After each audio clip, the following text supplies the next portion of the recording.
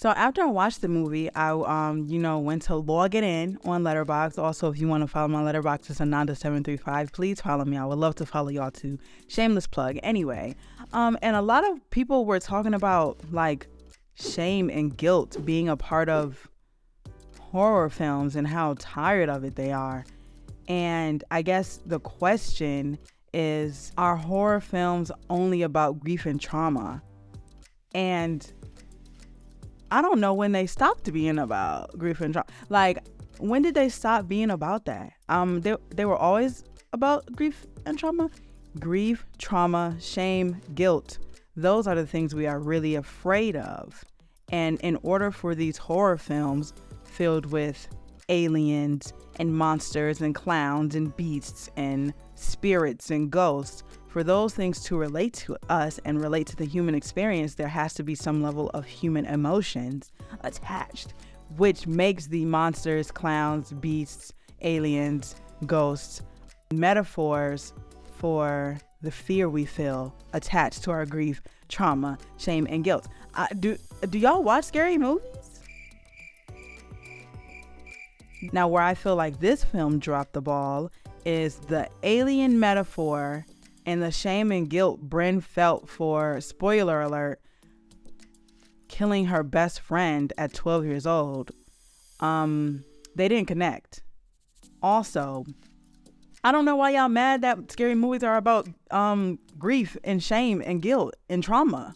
That's what people are scared of. Stupid. And I don't even mean to get on y'all like that. But like, let's be serious. Any scary movie just about the scares is not a good scary movie. Even the scary movies that we hold in high regard, like the first Scream, Sydney mama had died. And everybody was going around town calling her mama a harlot. Okay? That's grief and trauma, babes. The whole Jason Voorhees' whole identity. Grief and trauma, babes. I don't know what's not clicking. Why is the math not mathing?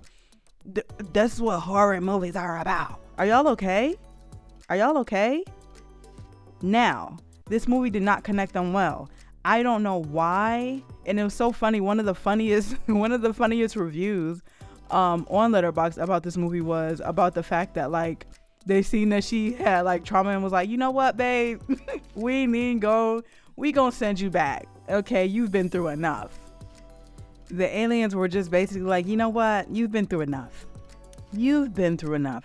We're gonna send you back. And that was the only thing that, I mean, outside of like jokes, it just didn't make sense, because why would the aliens care that you're traumatized? Like, well, I'm pretty sure Bryn was not the only person traumatized, and I kind of see what the metaphor was going for. And you know what I'm saying? Maybe I'm not there yet. You know what I'm saying? Maybe I'm not at the highest level of awareness that I could be at to completely put these things together. But I'm pretty sure Bryn was not the only person that had dealt with trauma. I'm pretty sure outside of Bryn being ostracized and alienated, alienated from the rest of her community, I just don't see why the aliens would care. Like, why do they care? Why do they care? She had her arc, you know what I'm saying? She had her arc of apologizing to Maud and forgiving her 12-year-old self, because obviously she hadn't forgiven herself and she felt like the way she was being treated, she deserved it. But the aliens had nothing to do with that. And I like how the title, you know, kind of goes to this: no one will save you but yourself. No one will save you. No one was gonna come and save Bryn. You know, she had to do it for herself. She had to, the guilt and shame she wanted people to let go of or pull up off of her, she had to take those things from herself. And it's so funny. I can read y'all my notes verbatim. My notes literally say, while I was watching the movie, because I like to take notes while I'm watching the movie. So the aliens helped her let go of the shame and guilt, and she's okay living amongst them? ? Happy being delusional? ? Taking acceptance from anyone who will give it? ? Aliens felt bad for Bryn? ? And I feel like those are the questions I just didn't have the answer to. And I feel like while there is something to say, like, you know what, now that I've forgiven myself, I just want to have the the acceptance and the freedom to live my life despite these things that happened in the past. Pero what does that have to do with it? Like, the aliens could have took her over, and I guess it was one of those like respect.